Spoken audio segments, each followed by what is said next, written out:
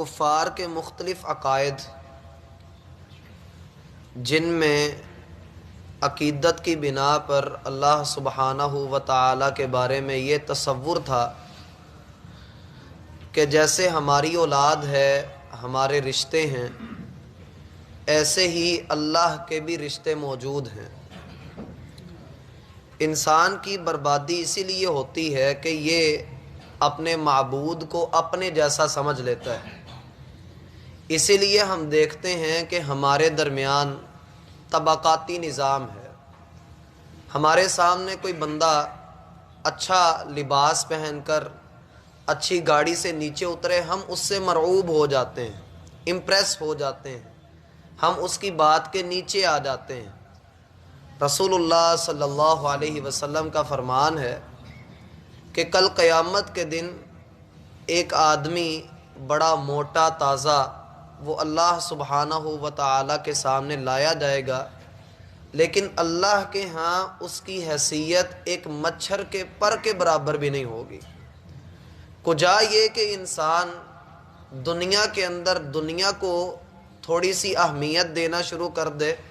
رسول اللہ صلی اللہ علیہ وسلم کا فرمان ہے کہ اگر اس دنیا کی اللہ رب العالمین کے ہاں اتنی حیثیت بھی ہوتی کہ جتنی ایک مچھر کے لیے اس کے پر کی حیثیت ہے، یا یہ کہ جو مچھر کا پر ہے اتنی حیثیت بھی اللہ کے ہاں ہوتی تو کسی کافر کو پانی کا گھونٹ بھی نہ ملتا۔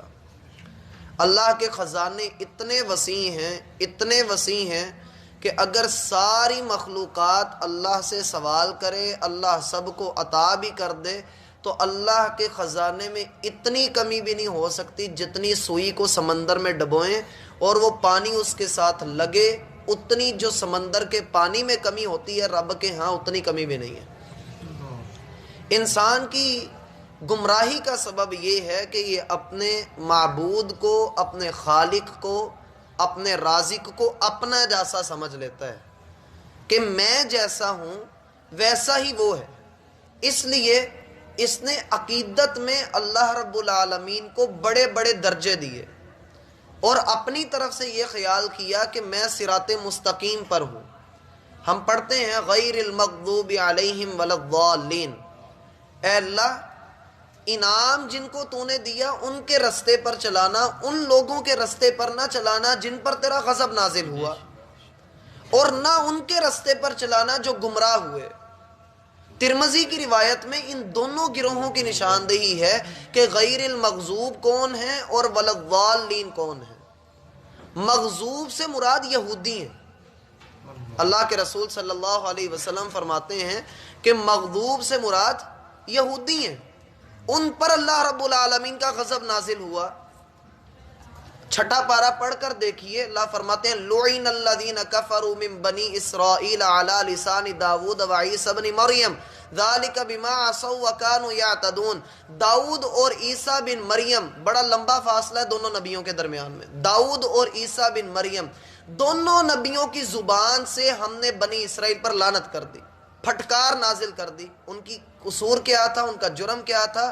ذالک بما عصوا، یہ کہ وہ اللہ رب العالمین کی نافرمانیاں کرتے تھے، وکانوا یعتدون، اور حد سے بڑھنے والے تھے۔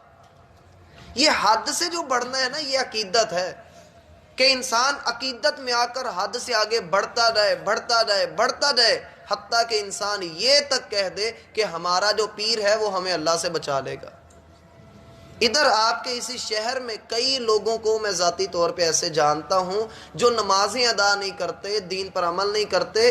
ان سے پوچھو تو ان گنہگار کانوں نے خود سنا کہ وہ کہتے ہیں کہ ہم نے اپنے پیر صاحب سے بات کی ہے، انہوں نے کہا کہ میں تمہیں قیامت والے دن چھڑوا لوں گا۔ ہم خود کئی ایسے لوگوں کو جانتے بھی ہیں، آپ کے علم میں بھی ہوں گے کئی ایسے لوگ۔ تو بتانے کا مقصد یہ ہے کہ لوگ عقیدت میں آ کر یہ کام کرتے ہیں۔ دوسرے ہیں ولضالین، گمراہ لوگ۔ اے اللہ ہم گمراہ بھی نہیں ہونا چاہتے۔ اس سے مراد اللہ کے رسول فرماتے ہیں عیسائی لوگ۔ اس قدر گمراہ ہوئے، اس قدر گمراہ ہوئے کہ عیسیٰ علیہ السلام کو اللہ کا بیٹا بنا دیا، مریم علیہ السلام کو اللہ قرار دے دیا، جبریل جو اللہ کی مخلوق ہے ان کو رب بنا لیا۔ تو ہم تو دونوں گروہوں میں نہیں ہونا چاہتے۔ ہم تو اس رستے پر چلنا چاہتے ہیں جو انبیاء کا، شہداء کا، صدیقین کا، صالحین کا رستہ ہے، اور یقیناً یہ رستہ صراط مستقیم ہے، اور اسی پر چل کر انسان کو نجات ملتی ہے۔ اللہ رب العالمین فرماتے ہیں فَإِنَّكُمْ وَمَا تَعْبُدُونَ، اے کفار مکہ اور دنیا کے ہر مشرک کو اللہ نے مخاطب کر کے کہا کہ تم جن کی عبادت کرتے ہو، چاہے تم ہو یا جن کی تم عبادت کر رہے ہو، وہ سارے اکٹھے ہو کر بھی آ جائیں، ما انتم علیہ بفاتنین، تم لوگوں کو اللہ کے خلاف نہیں کر سکتے، تمہارے اندر اتنی قوت ہی نہیں۔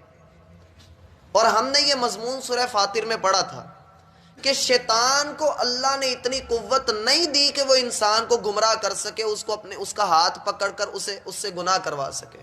اللہ نے شیطان کو اتنی قوت دی ہی نہیں۔ شیطان کا کام صرف راستہ ہموار کرنا ہوتا ہے، صرف شیطان کا کام یہ ہے کہ وہ آپ کے سامنے راستہ رکھ دے، اس کے بعد انسان خود اس کے اوپر چلتا ہے۔ یہ مت کہیے کہ شیطان نے ہم سے گناہ کروایا، شیطان انسان کو رستہ دکھاتا ہے اور کچھ نہیں کرتا۔ ما انتم علیہ بفاتنین، تم اللہ کے خلاف کسی کو بھی فتنے میں مبتلا نہیں کر سکتے، الا مگر وہی شخص گمراہ ہوگا من ہوا صال الجحیم، جو خود اپنے آپ کو اپنی جان کے بدلے جہنم خریدنا چاہتا ہے، جو خود اپنے آپ کو بھڑکتی ہوئی آگ کے حوالے کرنا چاہتا ہے۔ یہ فیصلہ کن آیات ہیں جو مجھے اور آپ کو یہ خبر دیتی ہیں کہ ہم اپنے نفس کا سودا کر رہے ہیں۔ اللہ کے رسول صلی اللہ علیہ وسلم کا فرمان ہے کل الناس یغدو، ہر نفس وہ صبح کرتا ہے، کل کا دن جب چڑھتا ہے، سورج آتا ہے، جب وہ اٹھتا ہے، فبائع نفسہ، وہ اپنے نفس کا سودا کرتا ہے، لین دین کرتا ہے، خرید لیتا ہے، فروخت کر دیتا ہے، کچھ نہ کچھ وہ کرتا ضرور ہے۔ فمعتقها، یا وہ اپنے نفس کے بدلے اللہ کی جنت خرید لیتا ہے، اپنا نفس مار لیتا ہے، او موبقها، یا وہ اپنا نفس بیچ کر جہنم کا خریدار بن جاتا ہے۔ اور اسی حدیث کو اگر آپ مزید سمجھنا چاہیں تو دوسری حدیث میں اللہ کے رسول کا فرمان ہے نیک اعمال میں جلدی کر لو، فتنے اس طرح سے آ رہے ہیں کہ آدمی صبح کے وقت مومن ہوگا تو شام تک کافر ہو چکا ہوگا، شام کو مومن ہوگا تو صبح تک کافر ہو چکا ہوگا، اور تھوڑے سے پیسوں کے عوض یبیع عرضہ، وہ یبیع دینہ بعرض الدنیا، وہ تھوڑے سے فائدے کے عوض اپنے دین کا سودا کر بیٹھے گا۔ اللہ فرماتے ہیں کہ اللہ والوں کو کوئی گمراہ نہیں کر سکتا، جو اللہ کے ہوتے ہیں، جو رب کے بن جاتے ہیں، جو اپنا آپ رب کے سپرد کر دیتے ہیں، ان کو دنیا کی کوئی طاقت گمراہ نہیں کر سکتی۔ شیخ عبد القادر جیلانی رحمہ اللہ سفر پر تھے، ان کو آواز آئی عبد القادر میں تیرا رب ہوں، اور تو نے میری اتنی بندگی کی ہے، اتنی بندگی کی ہے کہ آج میرا دل کرتا ہے میں تجھے انعام دوں۔ کہا کیا انعام ہے؟ انعام یہ ہے کہ آج کے بعد تو نے نماز نہیں ادا کرنی، تجھ سے میں نے نمازیں معاف کر دی۔ عبد القادر جیلانی رحمہ اللہ کہنے لگے اعوذ باللہ من الشیطان الرجیم، اعوذ باللہ من الشیطان الرجیم۔ جب انہوں نے یہ پڑھا اور یہ الفاظ بلند آواز سے انہوں نے کہے تو خود فرماتے ہیں کہ میں نے دیکھا کہ ایک شیطان وہ اپنے سر پر مٹی ڈالتے ہوئے چیختا چنگاڑتا بھاگتا ہوا جا رہا اور کہہ رہا ہے عبد القادر تو پھر میرے فتنے سے بچ گیا۔ عبد القادر جیلانی رحمہ اللہ کہتے ہیں کہ وہ عبادت جو نبیوں کو اللہ رب العالمین نے معاف نہیں کی، جس کے بارے میں نبیوں کو حکم نہیں ہوا کہ اس کو چھوڑ دو میں تم سے راضی ہو گیا، وہ مجھ جیسے حقیر انسان کو اللہ رب العالمین معاف کرے گا۔ تو میرا بھائی شیطان گناہ پر آپ کو نہیں لگاتا، شیطان گناہ کو گناہ بنا کر آپ کے سامنے رکھتا بھی نہیں ہے۔ شیطان کیا کرتا ہے؟ شیطان گناہ کو نیکی کا چڑھاوا چڑھا کر اس کو سجا سنوار کر ہمارے سامنے رکھتا ہے، اور ہم یہ سمجھتے ہیں کہ شاید یہ جائز کام ہے اور ہم وہ کر گزرتے ہیں۔ اسی لیے اللہ نے حکم دیا کہ بھائی اپنی نظر کو جھکا کر رکھ۔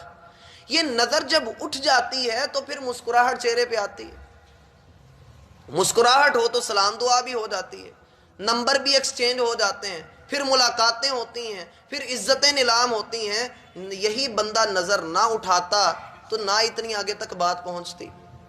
اللہ سبحانہ و تعالی نے وہ چیزیں انسان کو دی ہیں کہ انسان گناہ کی طرف جائے ہی نہ، لیکن شیطان انسان کو اس رستے سے لے کر جاتا ہے جو بڑا سجا سمرا اور انسان کو جائز ہونے کا پرمٹ دے کر وہ کہتا ہے جا چلا جا، تیرے لیے جنت پکی ہے، تو نے فلاں مسجد کو اتنے پیسے دیے تو تھے۔ اللہ بڑا غفور الرحیم ہے۔ میرا بھائی اس لیے کوشش کیجئے کہ ہم گناہ کو گناہ ضرور سمجھیں، ہمیں علم ہو کہ ہم نے جو کام کیے ہے، دنیا کے اندر انسان غلطی کرتا ہی ہے، بھول ہو جاتی ہے، انسان سے کوتاہیاں ہو جاتی ہیں، لیکن اپنے گناہ پر اصرار نہ کریں، اڑے نہ، یہ نہ کہیں کہ میں نے جو کیا ہے وہ صحیح کیا ہے، اپنی غلطی کو تسلیم کر لیجئے۔ چار بندوں میں بیٹھ کر نہیں بھی کر سکتے تو اللہ کے سامنے تو کم از کم کریں کہ اللہ ہم سے غلطی ہو گئی ہے۔ جو بندہ اللہ رب العالمین کے سامنے جھک جاتا ہے، اللہ اس کو پھل بھی لگا دیتا ہے، اللہ اس کو توفیق بھی دے دیتا ہے۔ اکثر لوگ ہوتے ہیں وہ کہتے ہیں ہم داڑھی اس لیے کٹواتے ہیں کہ ہم نے جھوٹ بولنا ہوتا ہے، کئی لوگ کہتے ہیں نہیں بندہ نماز بھی پڑھتا ہے اور دغا بازی بھی کرتا ہے تو اس کا مطلب یہی ہے کہ وہ نماز چھوڑ دے۔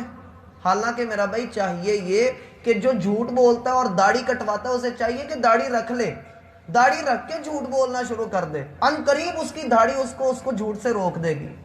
نماز ادا کرتا ہے، غلط کام بھی کرتا ہے، اپنی نماز کے اوپر توجہ دے، اس کی نماز ان قریب اس کے غلط کام سے روک دے گی، کیونکہ اللہ کا وعدہ ان الصلاۃ تنہی عن الفحشاء والمنکر، اللہ رب العالمین نے جو تمہیں نماز دی ہے وہ فحاشی سے اور برائی سے بندے کو روک لیتی ہے۔ ان الحسنات یذہبن السیئات، نیکیاں انسان کے گناہوں کو اس سے دور کر دیتی ہیں۔ یہ قرآن کی دونوں آیات ہیں، ایک 12ویں پارے میں، ایک 21ویں پارے میں۔ اللہ ہمیں سمجھنے کی توفیق عطا فرمائے۔